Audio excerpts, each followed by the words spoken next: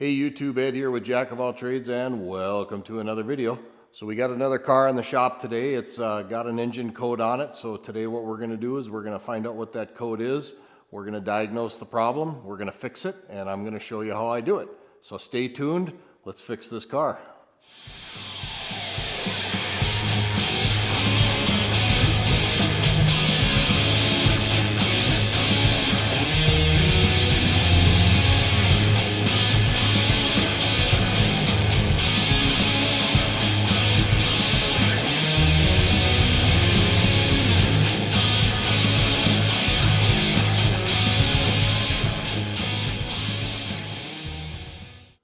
And welcome back. So yes, like I said, we've got a car here that's got a check engine light that's coming on, and we're going to diagnose the problem and we're going to fix it.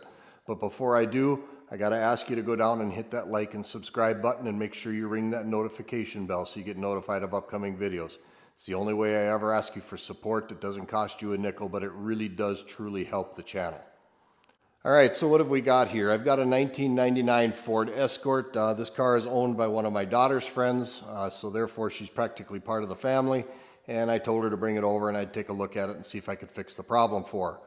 So what are the symptoms? Periodically, the check engine light comes on and then it just goes out all by itself, and then it might come on again later. It doesn't seem to be affecting the performance or drivability of the car, but the check engine light is coming on.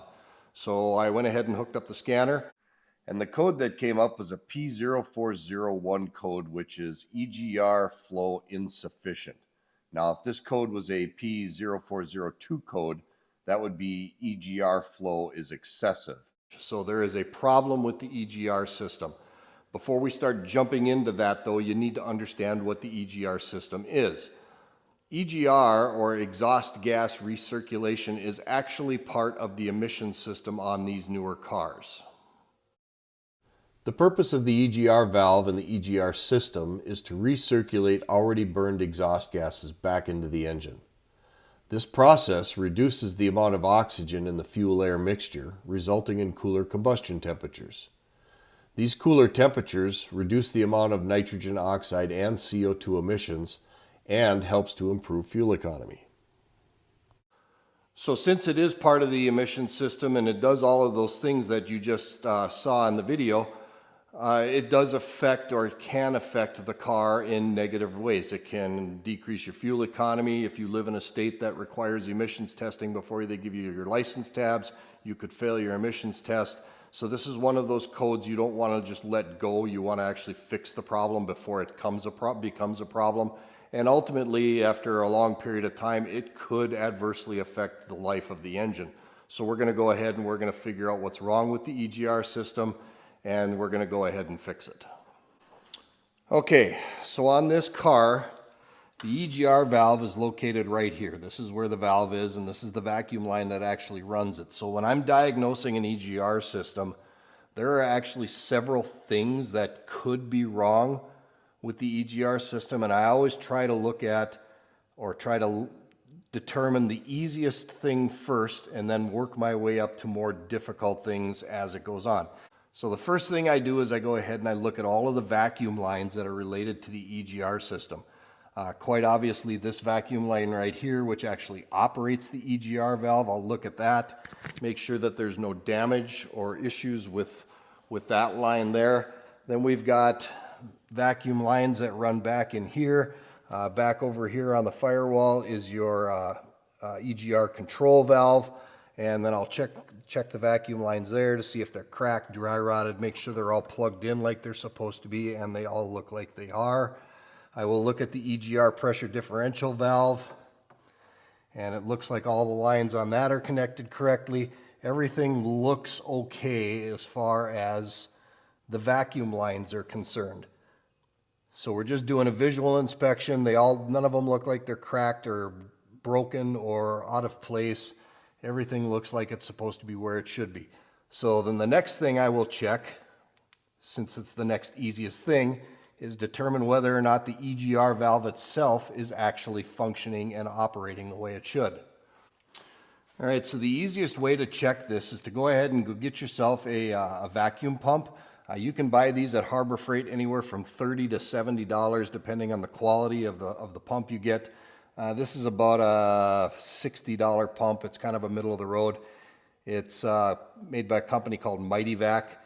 So all you do is you unplug the vacuum line from the EGR valve, take the fittings, one of the fittings that they give you, actually shove it into the EGR valve port and go ahead and pump it up. And while you're pumping it up, you can actually hear if the EGR valve is cycling or functioning. You can physically hear it opening and closing. So we're going to go ahead and pump it up and listen. So I can hear the EGR valve has opened, and then we've also got the gauge right there. We're just going to sit here and we're going to watch the gauge and see if it leaks down. The gauge is not leaking down, so that means that the EGR valve is not only functioning, but the valve itself is not leaking. The diaphragm in the valve is not leaking. So the EGR valve appears to be good. All right, so now that we've checked that, the only other things that it could possibly be other than vacuum lines or the EGR valve itself is the EGR controller, which is actually kind of buried and hard to get to, so that's one of the harder things to check. The other thing it could possibly be is on this car, the port in between the EGR valve and the intake manifold could be very well plugged. I'm kind of leaning towards that being the problem, and here's why. This car's got 107,000 miles on it. The EGR is still original equipment, so I don't think it's ever been replaced. And when you start getting some miles on these things, the carbon buildup inside of the port on the intake manifold can very easily plug up that hole in there. So we're going to go ahead and we're going to take off the throttle body and the snorkel. We're going to visually look inside there and we're going to see if that hole is plugged. So to do that, we got to go ahead and the first thing we have to do is take this snorkel off. So there's some vacuum lines on here we have to take off. We obviously have to take this one off and get it out of the way. This one here that goes to the valve cover, that's got to get removed. It's very, very stiff and very, very stubborn, but it will come off. Just go ahead and pull that off and get it out of the way. You got to pull this sensor plug out of here because that's got to come off. I do believe that's everything. It is. Then you need to get yourself a ratchet with an 8mm socket on the end of it. Also a flat tip screwdriver will work, and you've got to remove these two clamps off of the snorkel of the engine.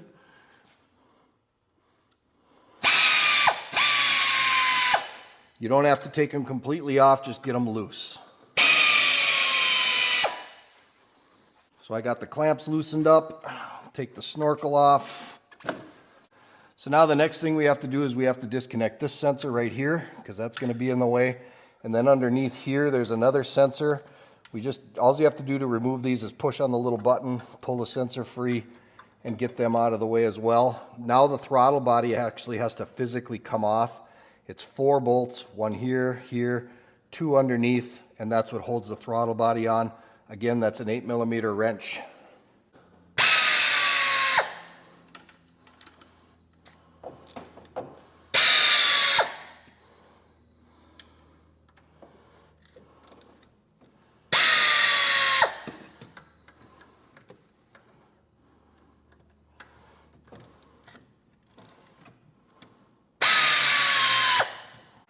So now we just take that throttle body and push it out of the way. You can also just take this vacuum line here, kind of get it out of the way so you can remove that throttle body. Now there's another hose down here.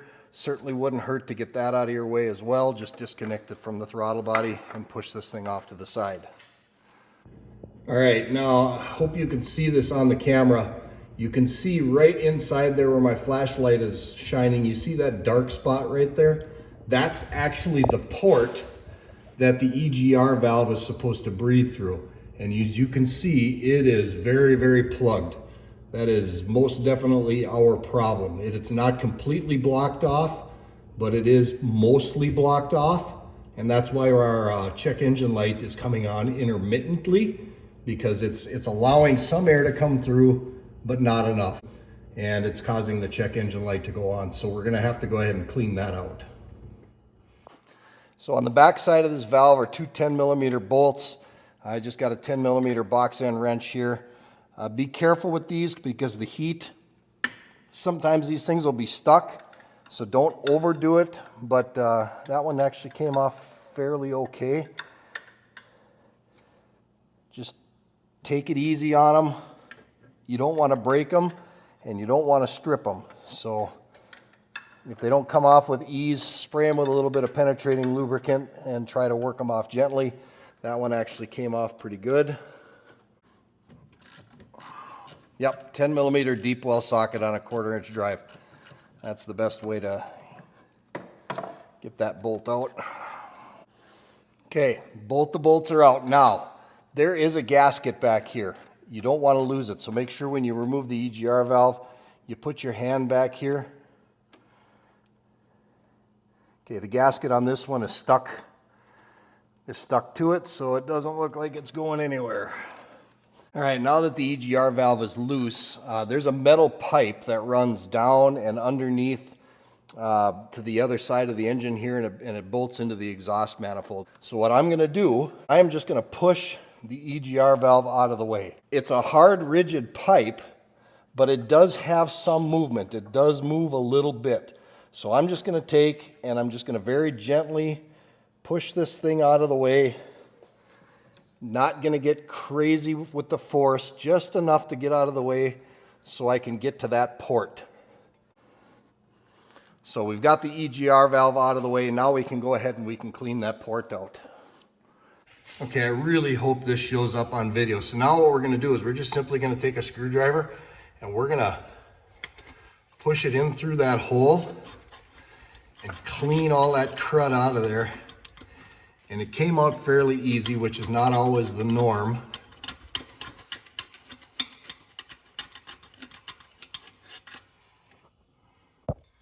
And then I'm going to take some carburetor cleaner, just some plain old garden variety carburetor cleaner, and I'm going to shoot it in there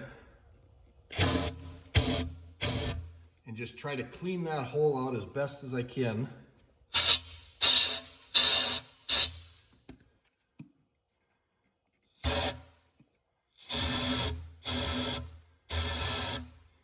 Now that I've got that good and soaked up, I've actually got a shotgun cleaning brush here, and I'm going to shove that through the hole and I'm going to clean that thing out.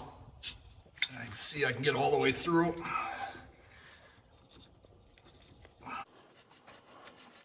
And just try to get all that cleaned out of there. Now I'm going all the way through that port.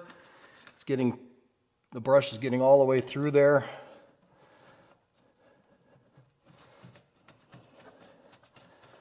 Looks like I got it pretty well cleaned out.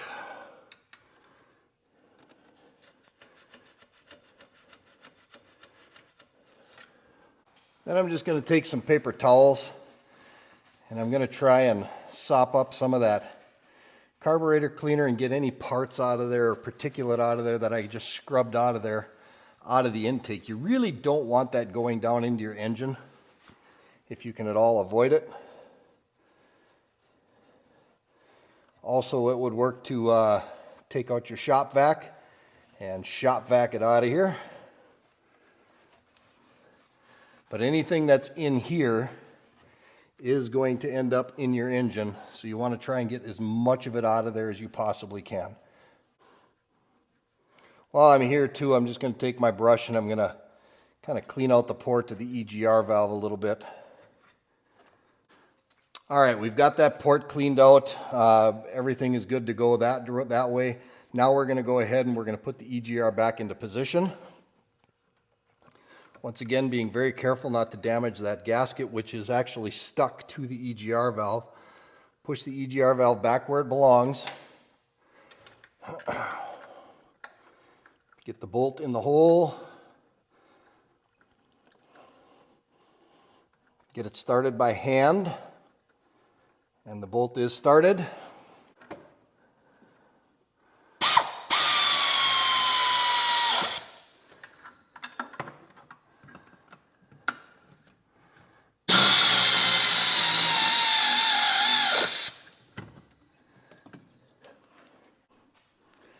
All right, now it's time to put the throttle body and everything back together. So we've got a vacuum line here that's got to go back on top of the EGR valve.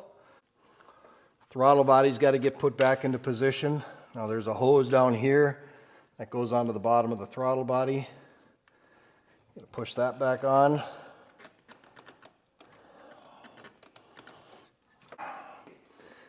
Reinstall the 4 bolts. Again, starting them by hand.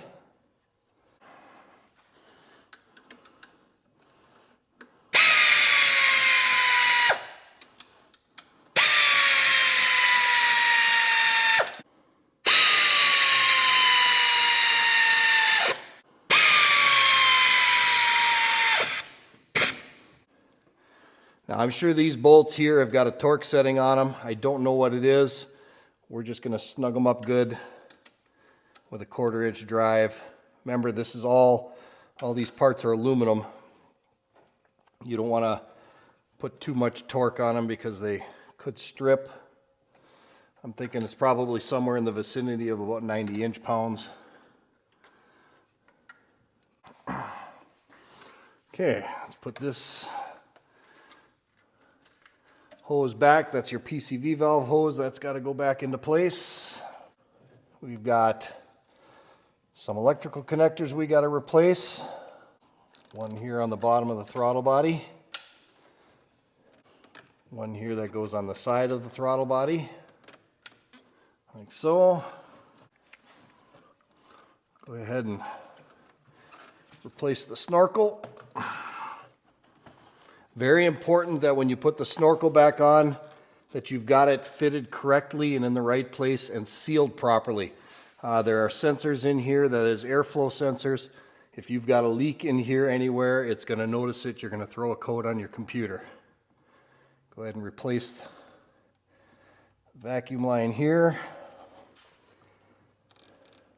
Tighten the hose clamps.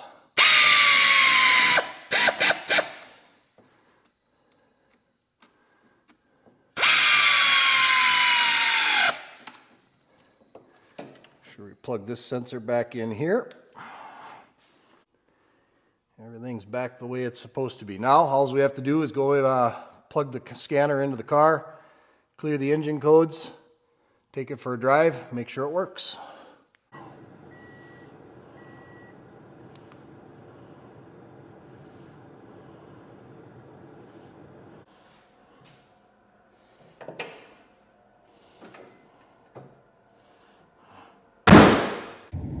All right, we're out doing a test drive. There's Haley. She's the owner of the car. So Haley and I are out doing a test drive on the car. Seems like it's running really good. The check engine light has not come back on again. So I think we are good to go. Now, if you're liking this kind of content and you're liking what you see here on the Jack of All Trades channel, please make sure you go down and hit that like and subscribe button. Give me that notification bell so you get notified of upcoming videos, and hit me with those comments. I really do like interacting with you through the comments, and it really makes this whole YouTube thing kind of fun.